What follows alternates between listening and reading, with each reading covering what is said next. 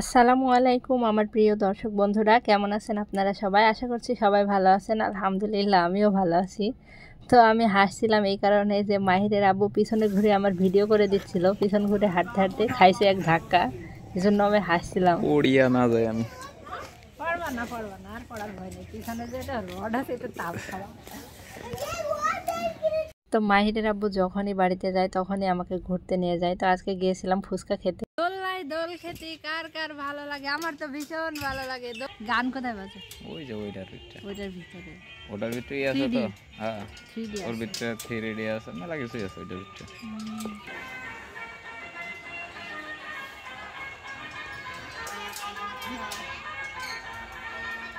ভয়ঙ্কর সিঁড়ি দিয়ে আসো, আর পড়বা না, আসো দেখো, দুই সাইডে হাত দিয়ে রাখো।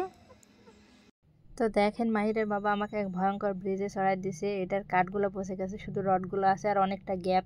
তো সে আগে গটগট করে হেঁটে চলে গেছে, এখন আমাকে কইছে আসতে, না আসলে অনেকটা দূর দিয়ে ঘুরে আসতে হবে। নিচে কিন্তু গর্ত আছে, এজন্য খুব ভয় লাগছিল।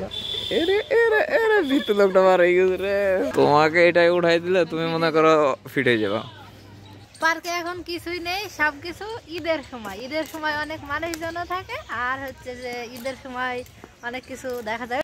তো এটা হচ্ছে সেই ঐতিহাসিক নীলকুঠি ঘর, যেখানে ইংরেজরা বসবাস করত, মানে যারা নীল চাষ করত তারা এখানে থাকতো, এই জন্য এটাকে নীলকুঠি বলা হয়। এই যে আমরা এই ভাইয়ের কাছে ফুচকা খাবো, এই ভাইয়ের কাছে ফুচকা অনেক ভালো।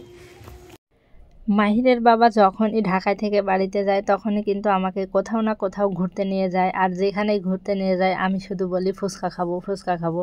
কিন্তু এ অনেক কিছু বলে, অফার করে যে এটা খাও ওইটা খাও, কিন্তু আমার মন সেই ফুচকাতেই আটকে থাকে। আমি বুঝি না মেয়ে মানুষ কেন এত ফুচকার পাগল হয়, কি আছে এটার মধ্যে আল্লাহ জানে। অনেক ভালো ভালো খাবার রেখেও আমি শুধু কই ফুচকা খাবো।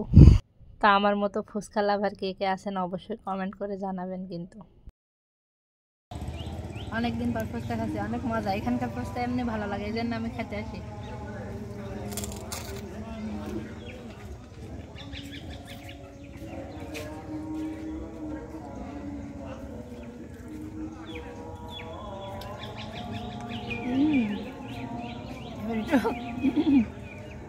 চটপটি চেক করা হবে।